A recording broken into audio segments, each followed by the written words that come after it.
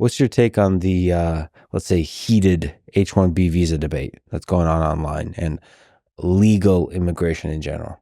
Yeah, so start by saying I am not involved in any aspect of government policy on this. I am not planning to be. This is not an issue that I'm working on or that I'm going to work on. We're not. This is not part of the agenda of what the firm is doing. So, my firm is doing. So, like, I'm not in this in the new administration or the government. I'm not planning to be. So, purely just personal opinion. So, I would describe Sav as a complex or nuanced, hopefully nuanced view on this issue that's maybe a little bit different than what a lot of my peers have.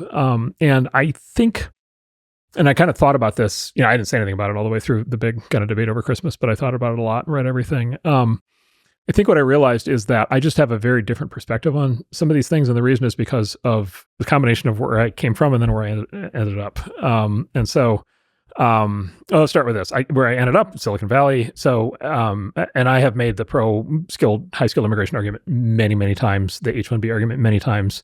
In past lives, I've been in DC many times arguing with prior administrations about this, always on the side of trying to get more H1Bs and trying to get more high skilled immigration. And, I think that argument is very strong and very solid and very, has paid off for the U.S. in many, many ways, and we can go through it. But I think it's the argument everybody already knows, right? It's like the stock. You take any Silicon Valley person, you press the button, and they tell you why we need to brain drain the world to get more H1Bs, right? So everybody kind of gets that argument. So it's basically, just to summarize, it's a mechanism by which you can get super smart people from the rest of the world, import them in, keep them here, to increase the productivity of the U.S. companies. Yeah, and then it's not just good for them, and it's not just good for Silicon Valley or the tech industry. It's good for the country because they then create new companies and create new technologies and create new industries that then create many more jobs for Americans, native-born Americans, than would have previously existed. And so you've got it's a positive sum flywheel thing where everybody wins. Like everybody wins. There are no trade-offs. It's all absolutely glorious in all directions. There cannot possibly be a moral right argument against it under any circumstances. Anybody who argues against it is obviously doing so from a position of racism, is probably a fascist and a Nazi, right? Right. I mean, right. That's the thing. And like I said, I've made that argument many times. I'm very comfortable with that argument. And then I'd also say, look, I would say, number one, I believe a lot of it. I'll talk about the parts I don't believe, but I believe a lot of it. And then the other part is, look, I benefit every day. I always describe it as I work in the United Nations. Like my own firm and our founders and our companies and the industry, and my friends, are just this like amazing, panoply cornucopia of people from all over the world. And I've worked, I don't know, at this point, we're people from, it's got to be, 80 countries or something. And hopefully over time it'll be, the rest as well. And, it's been amazing. And they've done many of the most important things in my industry, and it's been really remarkable. So that's all good. And then, there's just the practical version of the argument, which is we are the main place these people get educated anyway, right? The best and the brightest tend to come here to get educated. And so, this is the old kind of Mitt Romney staple a green card to every, at least, maybe not every university degree, but every technical degree. Maybe the sociologists we could quibble about, but, the roboticists for sure, we can all agree that. At least I won you over on something today. Well, no, I'm exaggerating for effect. So, and I lost you. I had you for half a second. I haven't gotten to the other side of the argument yet. Okay, thank you. So surely we can all agree that we need to staple a green card. The roller coaster is going up. The roller coaster is ratcheting slowly up. So, so surely we can all agree that the roboticists should all get green cards. And again, there's a lot of merit to that. Obviously, look, we want the U.S. to be the world leader in robotics. What's step one to being the world leader in robotics is have all the great robotics people, right? Very, unlike the underpants gnome, it's like a very straightforward formula, right? Yeah. All right, that's all well and good. All right, but it gets a little bit more complicated because there is a kind of argument that's sort of right underneath that you also hear from, these same people. And I have made this argument myself many times, which is we need to do this because we don't have enough people in the U.S. who can do it otherwise. Right? We have all these unfilled jobs. We've got all these, all these companies that wouldn't exist. We don't have enough good founders. We don't have enough engineers. We don't have enough scientists. Or then the next version of the argument below that is our education system is not good enough to generate those people. And which is a weird argument, by the way, because our education system is good enough for foreigners to be able to come here preferentially in a very large number of cases, but somehow not good enough to educate our own native-born people. So there's these little cracks in the matrix that you can kind of stick your fingernail into and kind of wonder about. And we'll come back to that one. But at least, yes, our education system has its flaws. And then underneath that is the argument that, Vivek made, which is, we have cultural rot in the country, and native-born people in the country aren't, don't work hard enough and spend too much time watching TV and TikTok and don't spend enough time studying differential, equations. And again, it's like, all right, like, yeah, there's a fair amount to that. Like, there's a lot of American culture that there's a lot of frivolity. There's a lot of, look, I mean, we have well-documented social issues on many fronts, many things that cut against having a culture of just like straightforward high achievement and effort and striving. But anyway, like, those are the basic arguments. But then I have this kind of other side of my, kind of personality and thought process, which is, well, I grew up in a small farming town in rural Wisconsin, the rural Midwest. And, it's interesting. There's not a lot of people who make it from rural Wisconsin to, high tech. And so it's like, all right, why is that exactly? Right. And I know I'm an aberration. Like I was the only one from anybody I ever knew who ever did this. Right. I know what an aberration I am, and I know exactly how that aberration happened. And it's a very unusual, set of steps. Including, many that were just luck.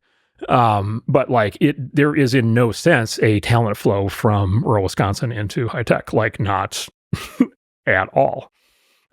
There is also like in no sense a talent flow from the rest of the Midwest into high tech. There is no talent flow from the South into high tech. There is no flow from the Sun Belt into high tech. There's no flow from, the Deep South into high tech. Like it just like literally it's like the blank spot. There's this whole section of the country just where the people just like for some reason don't end up in tech.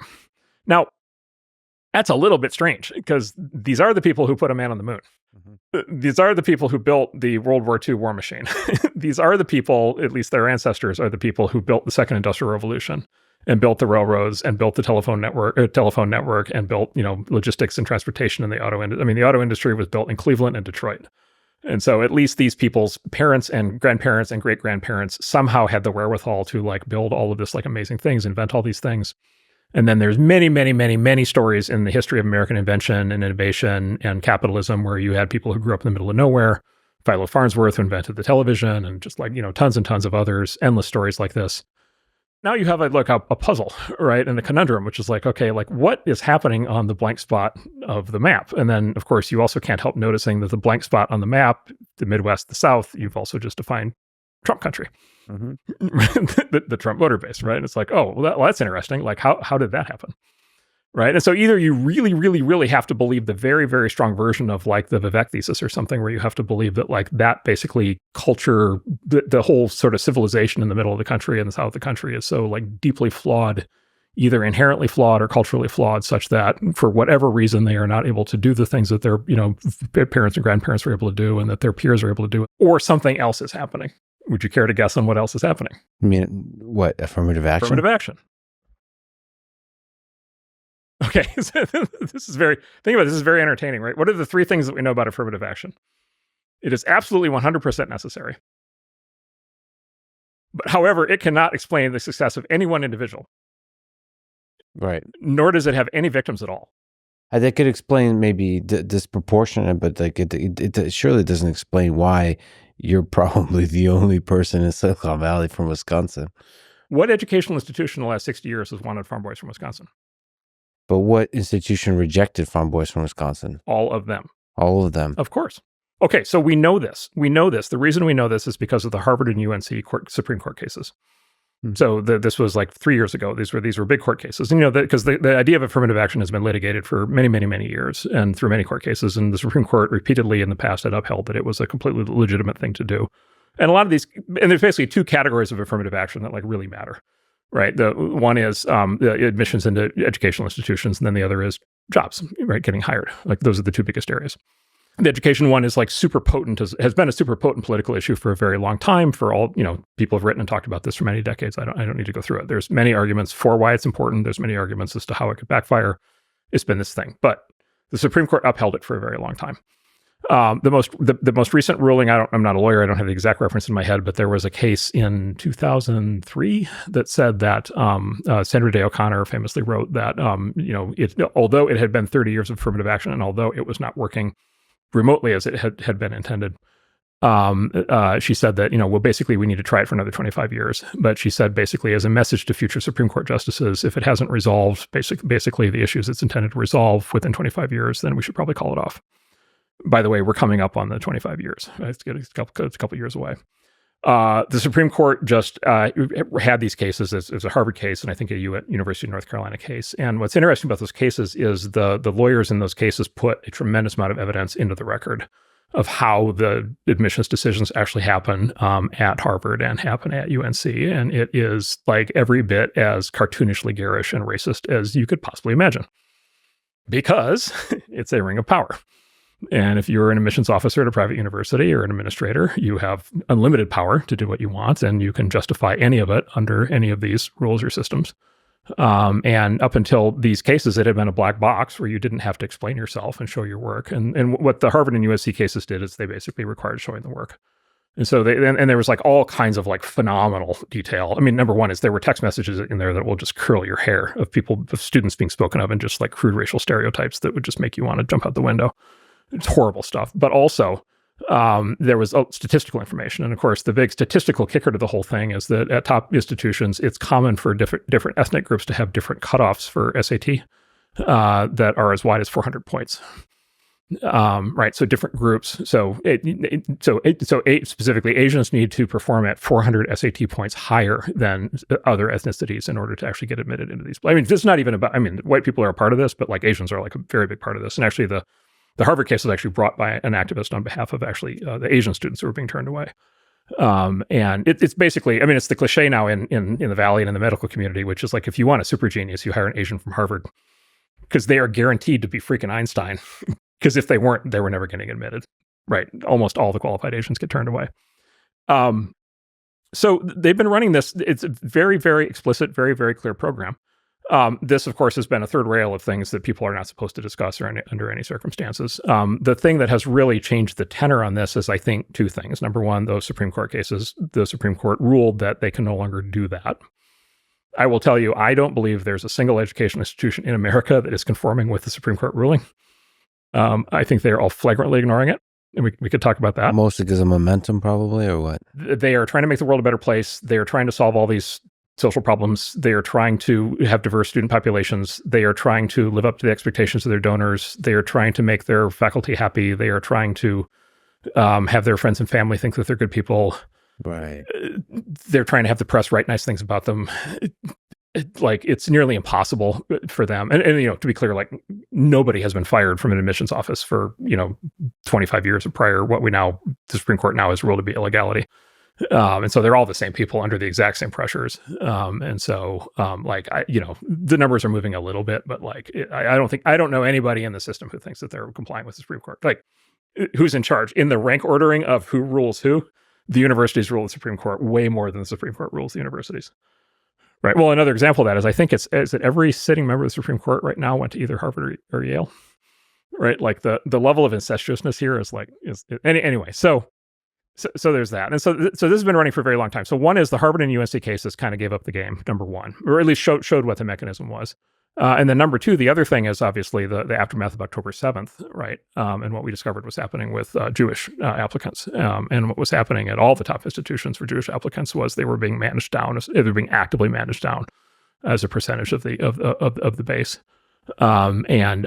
Let's say I've heard reports of like extremely explicit, basically plans to manage the Jewish admissions down to their representative percentage of the U.S. population, which is 2%.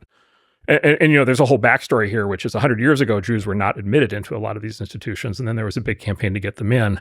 Once they could get in, they immediately became 30% of these institutions because there's so many smart, talented Jews. So it went from 0% to 30%. And then the most recent generation of leadership has been trying to get it down to 2%. And a lot of Jewish people, at least a lot of Jewish people I know, they kind of knew this was happening, but they discovered it the hard way. After October 7th, right? And so all of a sudden, so basically the Supreme Court case meant that you could address this in terms of the Asian victims. The October 7th meant that you could address it in terms of the Jewish victims. And for sure, both of those groups are being systematically excluded, right? And then, of course, there's the thing that you basically can't talk about, which is all the white people are being excluded. And then it turns out it's also happening to Black people. And this is the thing that like blew my freaking mind when I found out about it. So I just assumed that like this was great news for like American Blacks because obviously if, whites, Asians, and Jews are being excluded, then, the whole point of this in the beginning was to get the Black population up. And so this must be great for American Blacks. So then I discovered this New York Times article from 2004 called Blacks Are Being Admitted into Top Schools at Greater Numbers, but which ones? Uh-oh. And again, and by the way, this is in the New York Times. This is not in whatever, National Review. This is New York Times, 2004. And the two authorities that were quoted in the story are Henry Louis Gates, who's the dean of the African American Studies, community in the United States, super brilliant guy, and then Lonnie Guinier, who was a potential Supreme Court appointee under, I think, she was a close friend of Hillary Clinton, and there was for a long time she was on the short list for Supreme Court. So one of the top, jurists, lawyers in the country, both Black. Was sort of legendarily successful in the academic and legal worlds, and Black, and they are quoted as the authorities in this story. And the story that they tell is actually it's amazing. And by the way, it's happening today in education institutions, and it's happening in companies, and you can see it all over the place, and the government. Which is, at least at that time, the number was half of the Black admits into a place like Harvard were not American-born Blacks; they were foreign-born Blacks. Specifically, Northern African, generally Nigerian, or West Indian. Right. And by the way, many Nigerians and Northern Africans have come to the U.S. and have been very successful. Nigerian Americans as a group, way outperform. They're, this is a super smart cohort of people. And then West Indian Blacks in the U.S. are incredibly successful. Most recently, by the way, Kamala Harris, as well as Colin Powell, just two sort of examples of that. And so basically what Henry Louis Gates and Lonnie Guinier said in the story is Harvard is basically struggling to either, whatever it was, identify, recruit, make successful, whatever it was, American-born native Blacks. And so therefore they were using high skill immigration as an escape hatch to go get Blacks from other countries. And then this was 2004 when you could discuss such things. Obviously that is a topic that nobody has discussed since. It has sailed on. All of the DEI programs of the last 20 years have had this exact characteristic. There's large numbers of Black people in America who are fully aware of this and are like, it's obviously not us that are getting these slots. We're literally competing with people who are being imported. And if you believe in the basis of affirmative action, you are trying to make up for historical injustice of American Black slavery. And so the idea that you import somebody from, Nigeria that never experienced that, is tremendously insulting to Black Americans. Anyway, so you can see where I'm heading with this. We have been in a 60-year social engineering experiment to exclude native-born people from the educational slots and jobs that high-skill immigration has been funneling foreigners into. Right.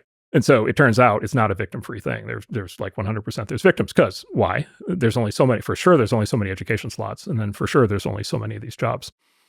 Right. Google only hires so many, whatever level 7 engineers.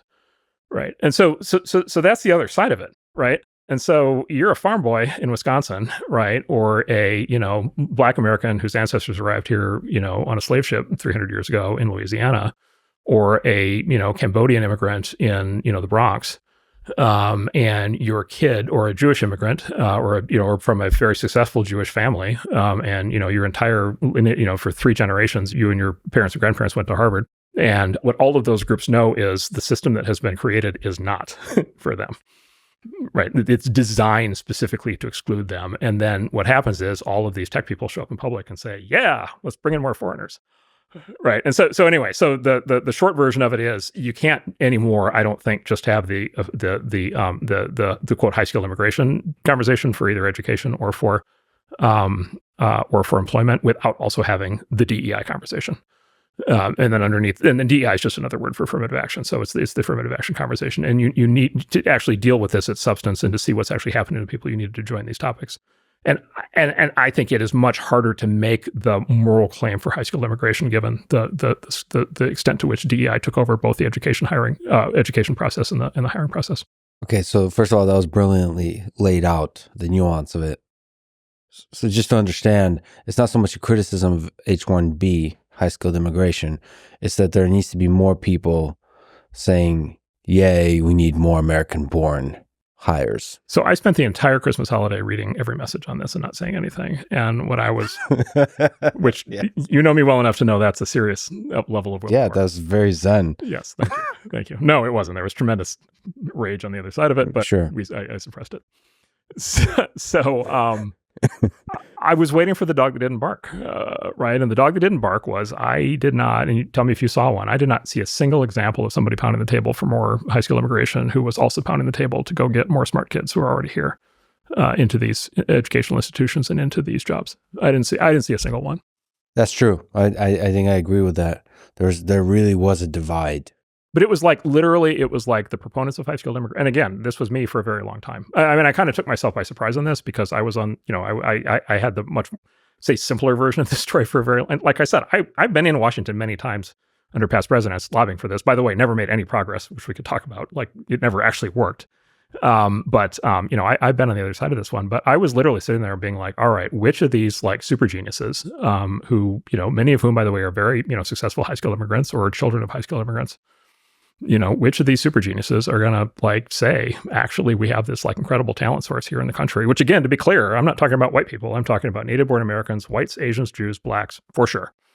Those four groups, but also white people. Yeah. And also white people. People that are making the case for American born hires are usually not also supporting H1B. It's an extreme divide, and those people that are making that case are often not making it in a way that's like making it in quite a radical way. Yeah. Let's put it this way. But you have this interesting thing. You have a split between the sides that I've noticed, which is one side has all of the experts.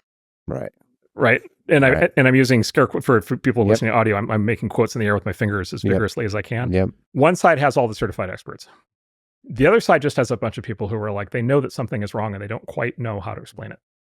And what was so unusual about the Harvard UNC cases, by the way, in front of the Supreme Court is they actually had sophisticated lawyers for the first time in a long time actually put all this evidence together and actually put it in the public record. They actually had experts, which is just really rare. Generally, what you get is because if you don't have experts, what do you have? You know something is wrong, and you have primarily an emotional response. You feel it, but can you put it in the words and tables and charts, that a certified expert can? And no, you can't. Like that's not who you are. That doesn't mean that you're wrong, and it also doesn't mean that you have less of a moral stance. And so it's just like, all right. Now, by the way, look, I think there are ways to square the circle. I think there's a way to have our cake and eat it too. Like I think there'd be many ways to resolve this. I think the way to do it is to look at these issues combined. Look at DEI combined with high school immigration. It so happens that DEI is under much more scrutiny today than it has been for probably 20 years. Affirmative action is. The Supreme Court did just rule that it is not legal for universities to do that. They are still doing it, but they should stop. And then there are more and more, you've seen more companies now also dishing their DEI programs. In part, that's happening for a bunch of reasons, but it's happening in part because a lot of corporate lawyers will tell you that the Supreme Court rulings in education either already apply to businesses or it just is a clear foreshadowing. The Supreme Court will rule on new cases that will ban it in businesses. And so there is a moment here to be able to look at this on both sides. Let me add one more nuance to it, though, that makes it even more complicated. Yeah. So the cliche is we're going to brain drain the world, right? You've heard that? We're going to take all the smart people from all over the world. We're going to bring them here. We're going to educate them, and then we're going to keep them, and then they're going to raise their families here, create businesses here, create jobs here, right? In the cliche, that's a super positive thing. Yeah. Okay. So what happens to the rest of the world? They lose? Well, how fungible are people? How many highly ambitious, highly conscientious, highly energetic, high achieving, high IQ super geniuses are there in the world? And if there's a lot, that's great. But if there just aren't that many, and they all come here, and they all aren't where they would be otherwise, what happens to all those other places?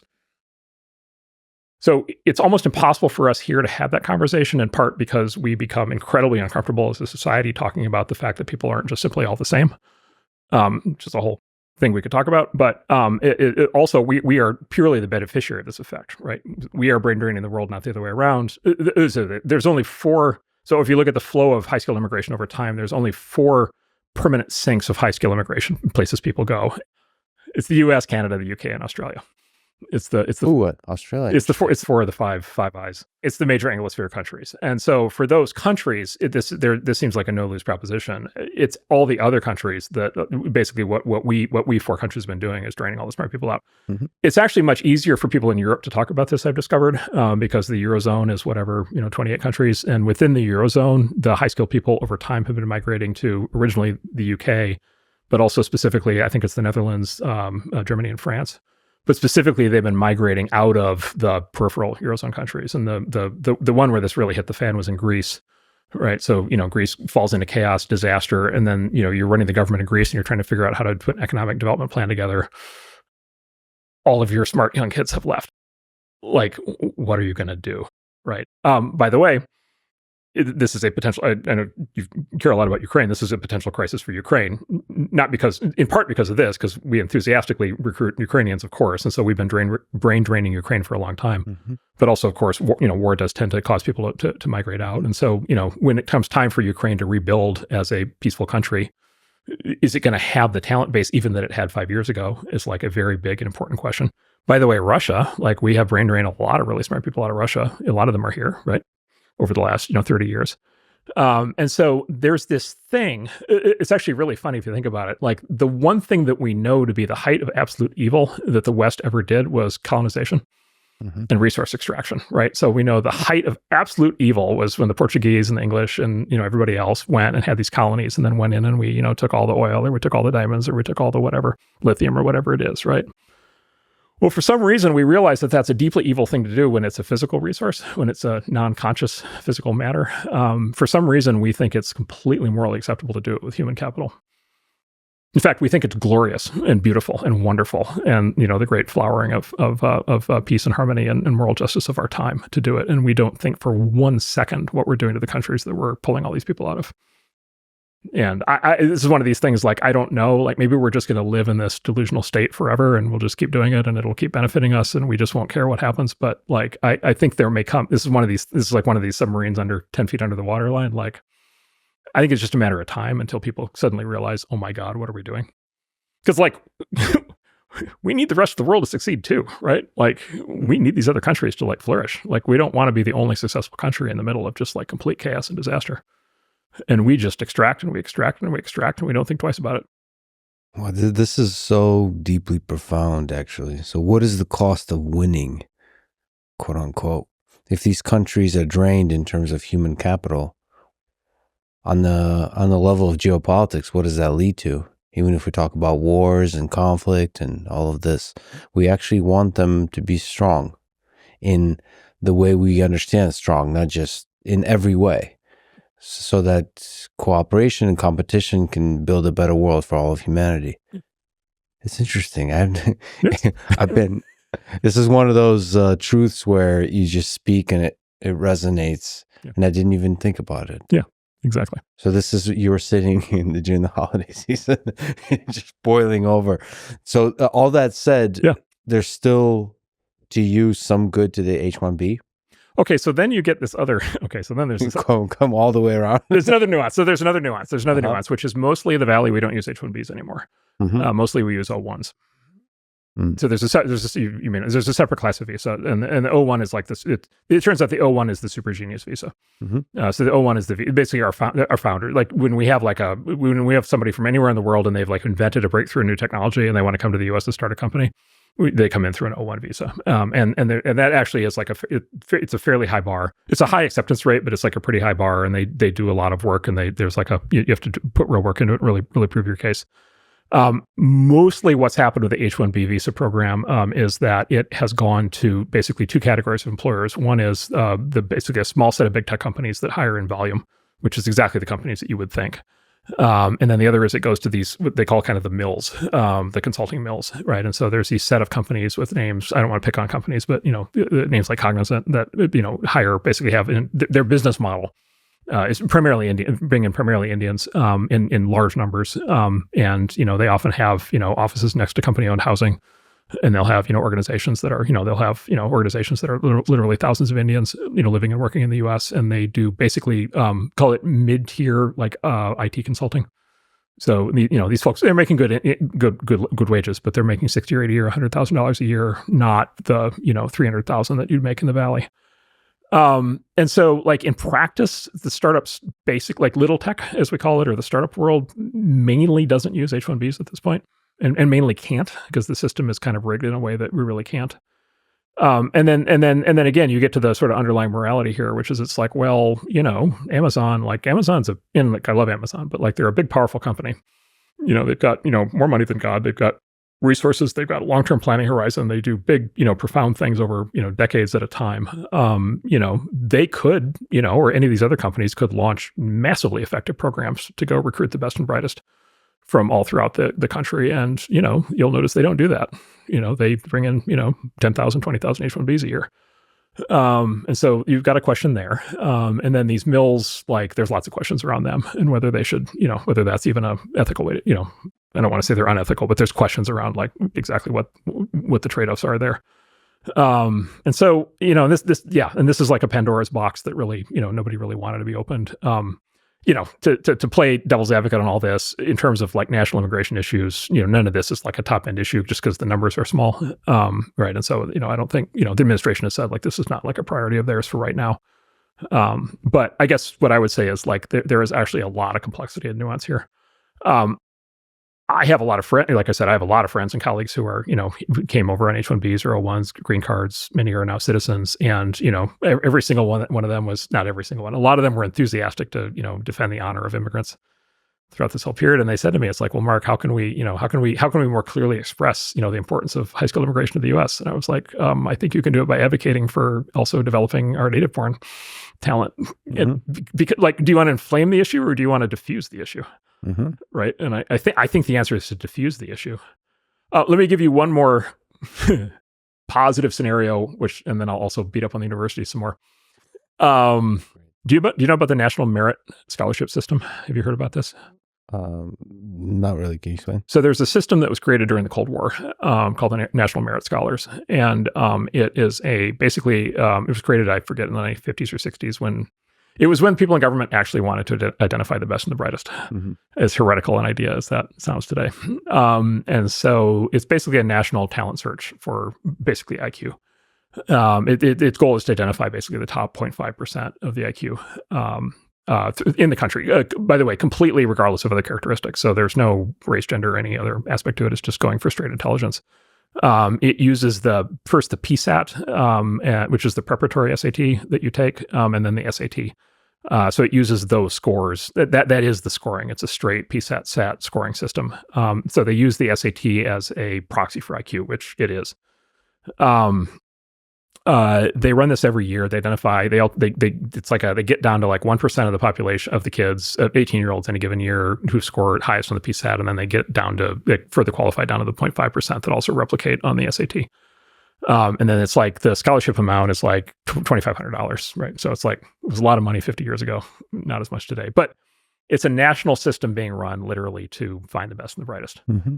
How many of our great and powerful universities use this as a scouting system? Like our universities all have sports teams. They all have national scouting. They have full-time scouts who go out and they go to every high school and they try to find all the great basketball players and bring them into the NCAA, into all these leagues. How many of our great and powerful and enlightened universities use the National Merit System to go do a talent search for the smartest kids and just bring them in?